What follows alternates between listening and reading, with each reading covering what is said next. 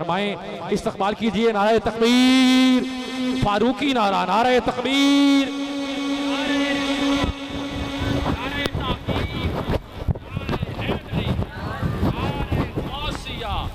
اللہ محمد چار یار حاجی خواجہ قطب فرید۔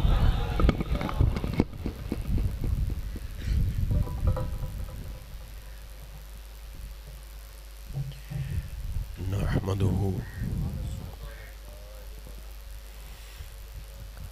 ونصلي ونسلم على سيدنا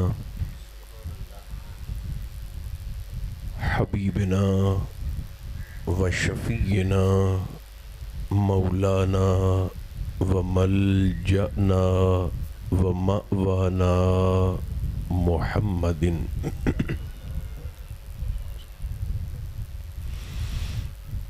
رسوله النبي الكريم الأمين المكين الحنين الرؤوف الرحيم وعلى آله الطيبين الطاهرين وعلى صحبه أجمعين أما بعد فأعوذ بالله من الشيطان الرجيم بسم الله الرحمن الرحيم ألا له الخلق والأمر تبارك الله رب العالمين صدق الله مولانا العظيم۔ درود و سلام کی تلاوت فرمائیے۔ الصلاۃ والسلام علیک یا رسول اللہ، الصلاۃ والسلام علیک یا حبیب اللہ، الصلاۃ والسلام علیک یا رحمۃ للعالمین وعلى آلک واصحابک سیدی یا شفیع المذنبین۔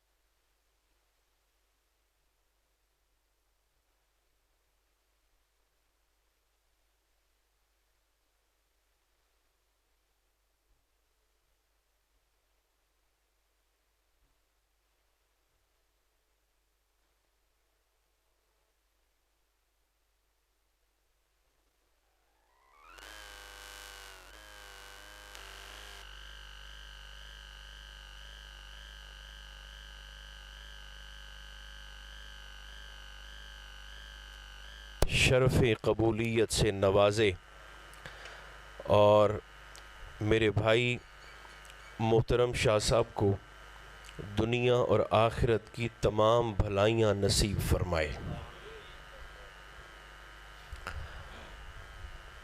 اللہ کریم دو طرح سے مخلوق کو پیدا کرتا ہے۔ دو طریقے ہیں جن کے ذریعے اللہ مخلوق بناتا ہے۔ ایک طریقہ ہے خلق اور دوسرا طریقہ ہے امر۔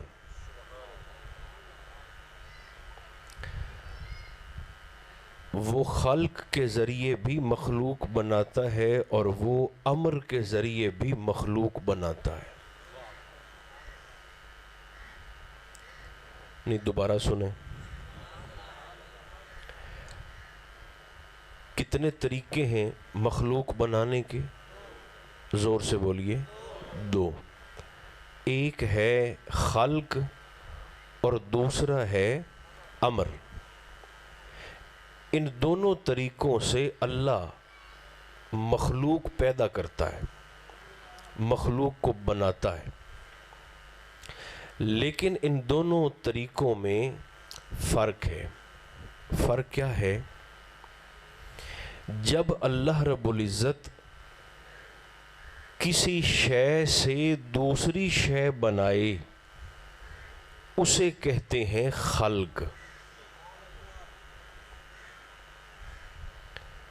ایک شے پہلے سے موجود ہو اور پہلے سے موجود شے سے اللہ دوسری شے کو خلق کرے اسے کہتے ہیں طریقہ خلق۔ جیسے بیج سے درخت بنا دیتا ہے، بیج پہلے سے موجود ہوتا ہے، کسان وہ بیج زمین میں لگاتا ہے اور بیج سے ایک درخت بن جاتا ہے، اسے کہتے ہیں خلق کرنا۔ ایک شے پہلے سے موجود ہے، اس میں سے دوسری شے اس نے بنا دی، یہ ہے خلق۔ جیسے انسان کو بنا دیا، ماں بھی پہلے سے موجود تھی اور بولیے والد بھی پہلے سے موجود تھا، ماں اور باپ کے ملنے سے بچہ پیدا ہو گیا، مخلوق بن گئی۔ جب کوئی شے پہلے سے موجود ہو اور اس سے دوسری شے بنا دی جائے اسے کہتے ہیں خلق۔ ایک دوسرا طریقہ ہے جس کے ذریعے اللہ مخلوق پیدا کرتا ہے، وہ ہے امر، اور وہ طریقہ یہ ہے کہ طریقہ امر میں پہلے سے کوئی شے موجود نہیں ہوتی، اللہ اپنے ارادے کے ذریعے مخلوق کو پیدا کر دیتا ہے۔ جیسے حضرت آدم علیہ السلام، آپ کی نہ تو ماں تھی اور نہ ہی آپ کے والد تھے، بغیر والد اور والدہ کے اللہ نے امر کے ذریعے ایک مخلوق بنائی جسے جناب آدم کہتے ہیں۔ جیسے حضرت عیسیٰ علیہ السلام، آپ کی والدہ تو تھیں جناب عیسیٰ کی، مگر آپ کے والد نہیں تھے۔ اللہ نے نفخ سماوی سے، آسمانی پھونک سے سیدہ مریم کے بطن پاک میں جناب عیسیٰ علیہ السلام کو وضع فرما دیا، خلق فرما دیا۔ یہ دو طریقے ہیں جن سے اللہ مخلوق کو بناتا ہے، ایک خلق اور ایک امر۔ شے سے شے بنائی جائے وہ ہے خلق، بغیر کسی شے سے مخلوق بنائی جائے وہ ہے امر۔ میرے اور آپ کے نبی پاک علیہ الصلوۃ والتسلیم خلق سے بھی پہلے موجود تھے، امر سے بھی پہلے موجود تھے۔ مضمون شاید تھوڑا سا مشکل ہے، مگر آپ محبت سے سنیں گے تو ٹھیک بھی لگے گا آپ کو۔ سرکار خلق سے بھی پہلے موجود تھے اور حضور امر سے بھی پہلے موجود تھے، تو پھر سرکار کو اللہ نے کس شے سے بنایا؟ تو محدثین اکرام فرماتے ہیں کہ یہ جتنی مخلوقات ہمیں نظر آتی ہیں یا تو یہ خلق سے بنائی گئی یا یہ طریقہ امر سے بنائی گئی۔ حضور چونکہ ان دونوں سے پہلے موجود تھے تو سرکار کو اللہ نے ایک تیسری شے سے بنایا، اسے کہتے ہیں محبت۔ فَأَحْبَبْتُ أَنْ أُعْرَفْ، سرکار کو بنایا گیا محبت کے ذریعے۔ یہ اللہ کا تیسرا طریقہ ہے جس کے ذریعے اس نے صرف ایک ہی شخصیت کو پیدا کیا جنہیں محمد الرسول اللہ کہا جاتا ہے۔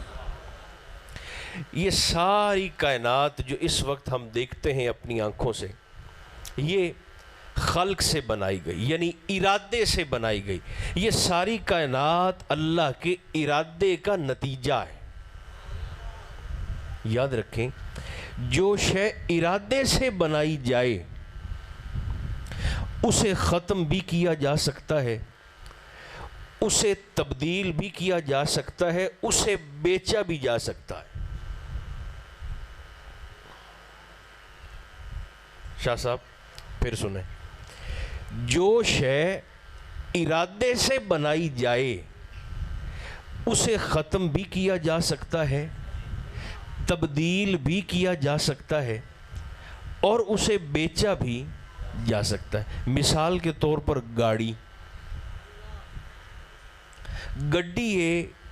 خریدن والے دے ارادے دا نتیجہ، ایک بندے نے ارادہ کیا کہ میرے پاس پیسے ہیں 20 25 30 40 50 لاکھ تو میں گاڑی خرید لوں۔ اب اس کے ارادے کے نتیجے میں اس نے گاڑی خرید لی، گاڑی ہے ارادے کا نتیجہ۔ اب گاڑی خرید لی، مالک چاہے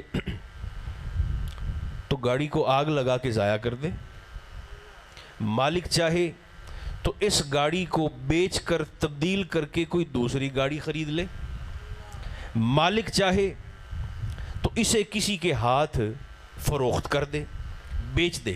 یاد رکھو، جو شے ارادے کے نتیجے میں بنائی جائے اسے ختم بھی کیا جا سکتا ہے، اسے بیچا بھی جا سکتا ہے، اسے مٹایا بھی جا سکتا ہے، مگر جو شے محبت کے نتیجے میں بنائی جائے نہ وہ مٹ سکتی ہے، نہ وہ بک سکتی ہے، نہ وہ فنا ہو سکتی ہے۔ یہی وجہ ہے کہ ساری کائنات اللہ کے ارادے کا نتیجہ ہے۔ قیامت آئے گی، ساری کائنات فنا ہو جائے گی، مگر حضور اللہ کی محبت کا نتیجہ ہے۔ جب سب کچھ فنا ہو جائے گا، میرے اور آپ کے محبوب کی ذات اس وقت بھی حتیم نور میں کسر وحدت میں صحیح سلامت موجود ہوگی۔ ابھی ایک ہی حدیث پاک میں نے آپ کو سنانی ہے، اس کے بعد انشاءاللہ پھر سلسلہ ختم، یا جو بھی محفل کا سلسلہ ہوگا وہ آگے چلے گا۔ یہ جو تقریبات ہوتی ہیں، چاہے چھوٹی ہوں یا بڑی ہوں، مقصد ان کا صرف ایک ہے۔ لوگ چاہے 10 منٹ کے لیے آئیں یا 6 گھنٹے کے لیے بیٹھے رہیں، ارادہ محفل کروانے والے کا یہی ہوتا ہے، اور یہ ہونا بھی چاہیے کہ سننے والوں کی طبیعت میں اللہ اور اس کے رسول کا پیغام سرایت کرے۔